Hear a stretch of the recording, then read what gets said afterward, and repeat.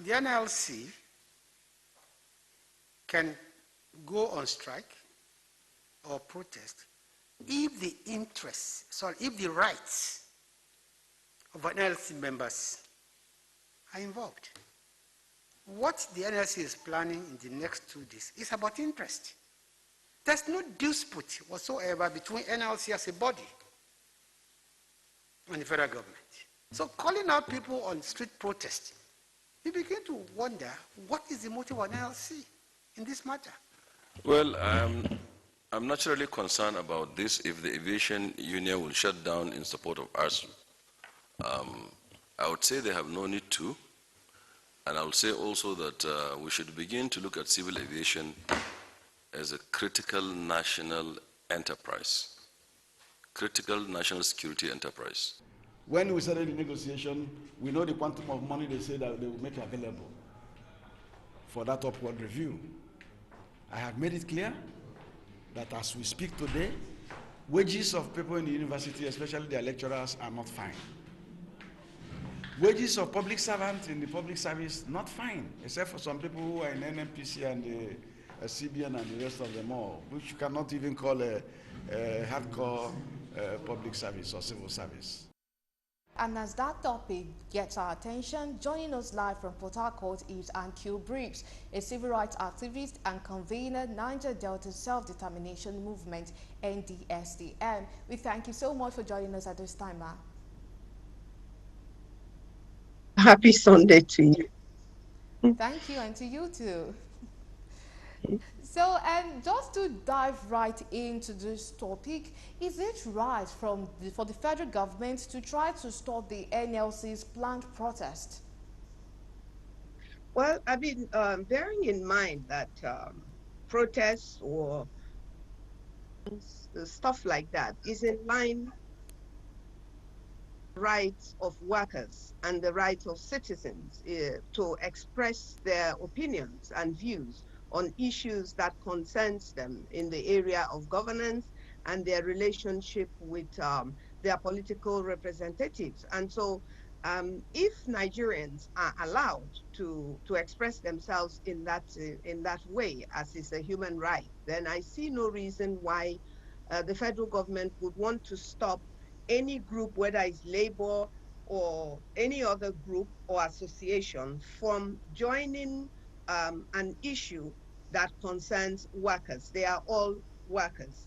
They don't all have to be civil servants, but they are all workers. And I think, in my opinion, as a rights activist, I see no reason why the labor union cannot throw their weight behind the ASUU issue. And bearing in mind, actually, that the ASUU issue has been going on for too long. I think this government is the first government I can think about in the history of Nigeria that has had such a disastrous run-in with the people, that is the teachers and especially university lecturers, where they have not been able to satisfy the needs of the people who are supposed to teach the youths and the future leaders of tomorrow in Nigeria. Okay, so the federal government's defense in this is that the NLC should be trying to get the teachers back into the classrooms and not pour petrol to the fire that is burning. Perhaps the federal government feels like they're being ganged up on by the ASUU and all other new unions. Do you also feel it might be this way? I doubt it very much, because I'm a parent, and I know people whose children are still in school. And I also know that there are university students that have not been to classes for years since this government has been on ground. And so any sympathy that can go their way, really, in my opinion, should be allowed to go, because you see, the federal government has taken this issue of educating our children at such laxity that they don't, I mean, all their children go to school abroad. Every year around July, from July up to December, we see pictures of governors, we see pictures of senators and all sorts of people in government with their children who are in the Premier League, the league, Ivy League universities all over. It is unfair, and so university lecturers exercise their rights to express what they feel is an unjust of paying them the salary. I mean, even the salaries they're getting now is not even a living wage compared to the structure all over the world, even in Africa. You know, so I think that have had a very bad deal, and I think that the students have had a very bad deal from this government. It's the fault of the federal government of this tenure that it has not been a relationship with. You know, now speaking about wages, the song that seems to be on repeat on the federal government's lips is that there is no money. And if we are going to consider our debt profile, which is over $100,000, do you feel that we should reason with the federal government in their own reasoning that there is not enough money, and perhaps we should also try to look for other solutions to get teachers to return to the classrooms? I think that the federal government owes us a responsibility to cut down the cost of governance. The cost of governance in Nigeria is too high. The cost of governance, starting from the lawmakers, the senators. I mean, they are being paid for all sorts of things. We're paying them to change their shoes.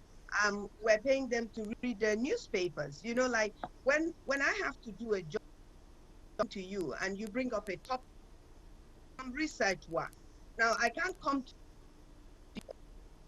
the internet and get the facts and figure me data.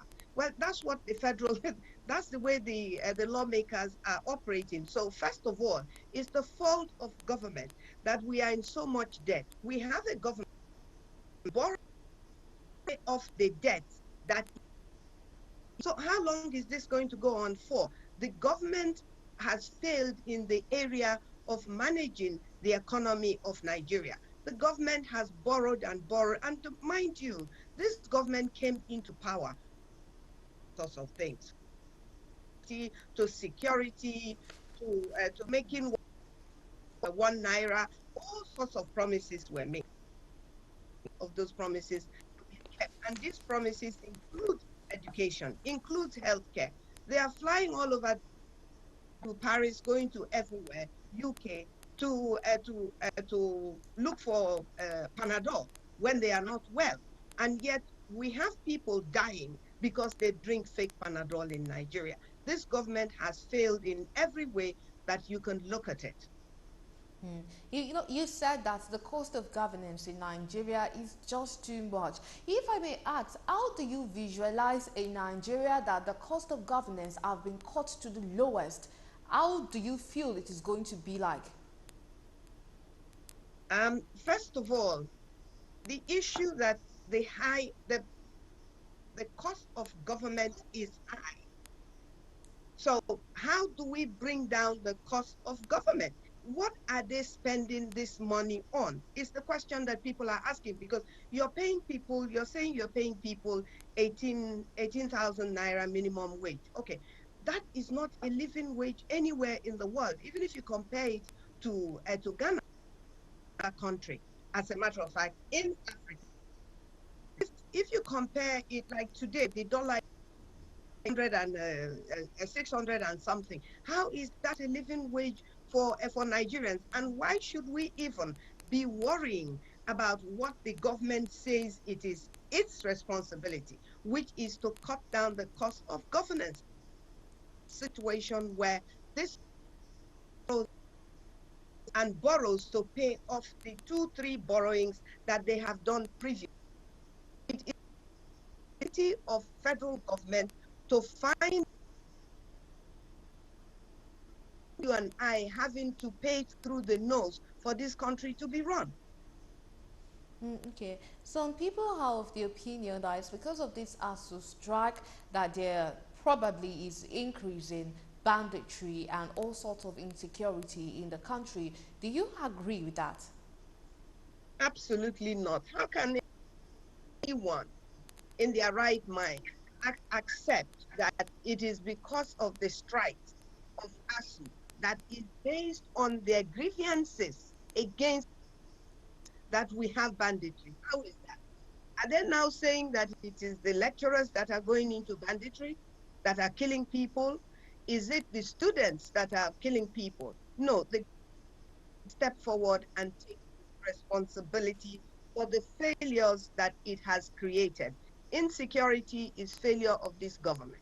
The fact that Nigerians are poor now than they were before this government came in. The cost of jobs between now this government took so definitely not. I disagree with that, and I'm sure that I am not the only person who disagrees with that thing he's proposing. Okay, yes, because if we look at it, it might be like this popular saying that the idle mind is a devil's workshop. And if we look at the situation Nigeria is in, there might not be much for students to do while they are at home because electricity is a failed story in Nigeria. So perhaps this is what nurtured the fact that if the students are out of school and they have nothing doing, then perhaps it might be a way that would make them consider putting hands in crime. Well, I mean, quite honestly, if it is that what the government is proposing now is that actually it is the students that they have kept out of universities and sometimes secondary schools that are making the rate of crime to rise in Nigeria, then I think that the students themselves have a cause against the federal government. The federal government itself is more idle than the students. So if anybody is going to be accused of idle hands, I think it is the government should first accuse itself of being idle. Exactly what is this federal government doing that that that will make me not think that they are idle. The only thing that I can see that this government has succeeded in achieving is faith. Okay, that is quite big. The accusation is quite big because according to the federal government, they would say they are doing quite a lot because, well, very recently they launched the NNPC Limited, which to them it's a big job on their parts. And well, they would also say, perhaps they would also say they are also doing a lot of things to try to curb this economic turmoil that Nigerians are in. But away from that, if we would move quickly to, if we could move quickly to what solutions would you prefer now to the NLC, ASUU, and the federal government from your own perspective? Before I answer that question, very quickly, I would like us to find a time and place where perhaps we can have a on the NNPC Limited. That will be quite instructive. But having said that, I believe that the lecturers, the ASU, all the people in our education sector, even the people in health sector. Look at the health sector. People have left Nigeria. Nigeria is probably the worst country to be sick in right now, as even it is now that Nigeria is the worst country in which to try to give your child an education or your ward an education. I think that the demands, whatever the demands of the lecturers, teachers, whatever it is, workers in ASU are, I think that they should be met and they should be met quickly. Why should they not be met? Are we going to continue to have a situation where in another 4 years we will have people in government that have no education, that have no exposure, that really are just not supposed to be even in charge of their own lives, not to talk of in charge of other people's life by being in government? I think that this government should resolve their issue with ASU. I believe that the issues that ASU is raising and the amount of money that they are being paid, whatever their grievances are, I think that the federal government needs to step up and do what is right for both the students and the lecturers. Okay, all right. And moving on to what you proposed earlier on the NNPC, what are your thoughts on that? Like the NNPC becoming a limited liability company and not relying 100% on the federal government for funds to be able to operate? This is really, I mean, unbelievable that NNPC, we're being told over and over again that NNPC is not making money, that NNPC is not paying what it is supposed to pay to federal government. And yet we have a situation where this government has succeeded in continuing to pay subsidy, which we really don't know where it has gone, where it has been going. And then we now find ourselves in a situation where a group of people in Nigeria are now the owners of NNP, and by that implication, a group of individuals are now owners of the resources that is in the backyard and in the land and under the land of other people in other parts of Nigeria.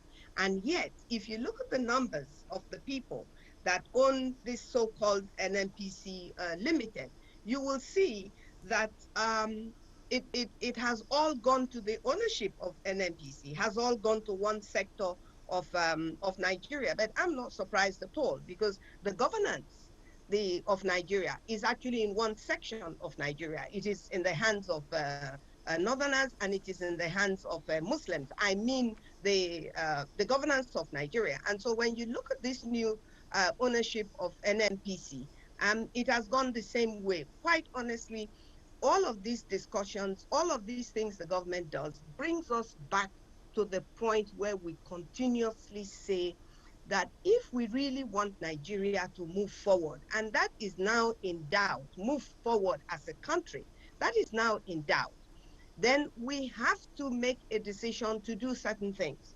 And if we believe that it shouldn't be, Nigeria shouldn't move forward as a united country, then we should also have to be able to make a decision that will make that possible. And like I said, the issue of NNPC, I think that it's worth discussing in the coming weeks. I mean, it's by no means out of the discussion at all. I think people like the governor of Osun State said he's studying the result of his election. I think we too in the Niger Delta are the ownership of NNPC, and I'm sure that we will continue to have something to say about it.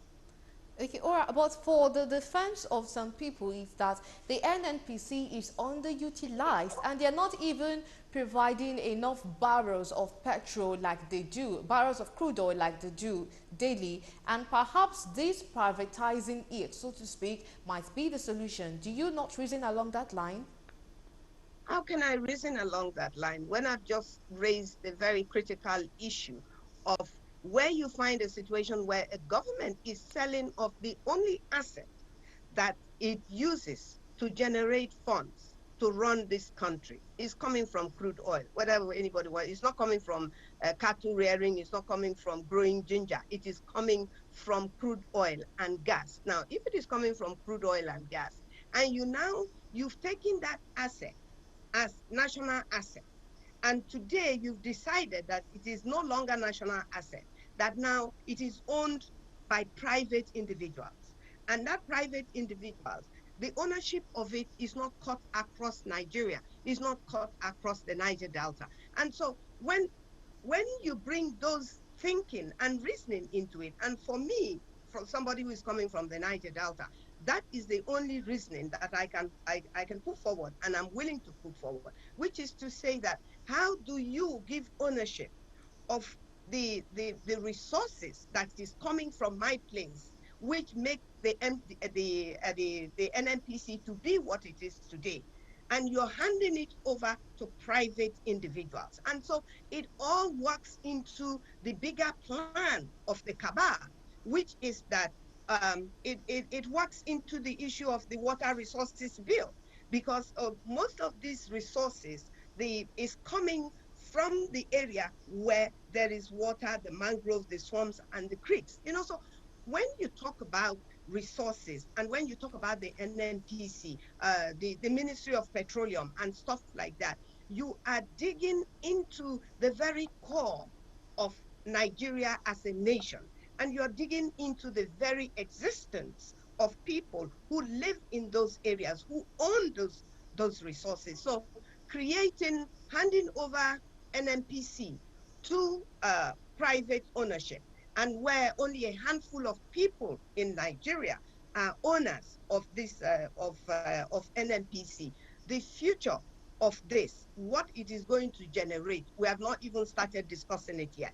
But it's not, for me, I do not think that at the end of the day, this is going to be acceptable. Because if you remember, in the past few weeks, there are some major people that have gone to court over some issues of ownership of oil wells, and there is a court order against the federal government, against the NNPC, Ministry of Petroleum, to allocating oil wells and oil allocation to certain individuals. The court has said that there should be a hold on that, and so far there is they have disobeyed the court order. So once you bring NNPC, Ministry of Petrol, resources, allocation into the discussion, it goes in all ways that you can think of, and that's why I said that this discussion definitely is going to begin.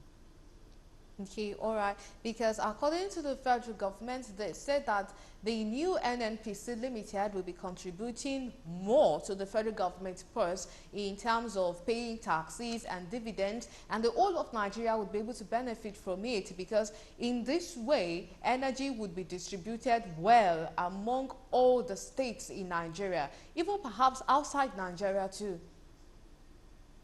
You know, it's amazing sometimes the sort of information that government brings out and feeds us with, because they truly believe that we are incapable of thinking, and we are incapable of making decisions and analyzing things for ourselves. You're telling me that businessmen, so-called businessmen, the owners of this new NNPC Limited, the name is not even changed, Limited, are now going to work so that all Nigerians are going to be beneficiaries of this NNPC Limited. I don't understand. Are they managing the NNPC, or are they owning the NNPC? Because if they're managing the NNPC, then they are employees of NNPC. So we begin to question exactly what it means when you say it's a limited company. Or are they the owners and you're pretending that they are not the owners? I don't understand. And that's why I say that we need to watch them and to see exactly, because the government says something, it does not mean that that thing is true. If this government is known for one thing, it is that thing that you can't believe what the government says. You have to look deeper into whatever the government says, because the government is, I mean, has found itself in a situation where we can prove after what they have said that it is actually incorrect, and therefore if something is incorrect, it is a lie. Okay, but the case of this NNPC Limited is already a done deal. Do you feel like there are some ways that it could be incorporated, that the Niger Delta would be able to benefit more from this arrangement? I find it insulting as a Niger Delta person. I find it insulting as someone from a state that produces oil and gas, as someone from a local government and a region that produces the wealth of this nation, that somehow the private ownership of what is in my land belongs to other people. They've always belonged to other people, but now they've gone from one oil well ownership to the ownership of the whole thing. Maybe the next thing for sale is the Ministry of Petroleum. I don't know. But when you say that so that Niger Delta people can benefit from it, then it's like you're doing me a favor, right? You come and own what is in my backyard, and somehow that is okay by me, that you own it, and that somehow I'm going to benefit for exactly what am I going to benefit from it? Look, if Nigeria today decides, if Nigerians, if Niger Delta people decide that they no longer want to be part of Nigeria and they succeed in not being part of Nigeria, or we restructure this country if we want to be part of Nigeria, we insist on restructuring this country and ownership of our resources is in our hands, then it doesn't matter. But if we are the owners and we're no longer part of Nigeria, Nigeria does not own it. So, there are so many things that Nigeria, this government, and Nigeria as a whole, as a country, and any president who is coming up is looking forward to doing, is to continue with the status quo, which is the 1999 Constitution. They will continue with the 1999 Constitution. And then you have this situation where they are insisting right now of passing a law that is the water bill law that will also give them access and ownership, the government, I mean, to my community, for instance, and how many miles into that community? Well, my own community, from the bank of my community into the forest where the boundary of my community ends, I don't think it's up to 10 kilometers.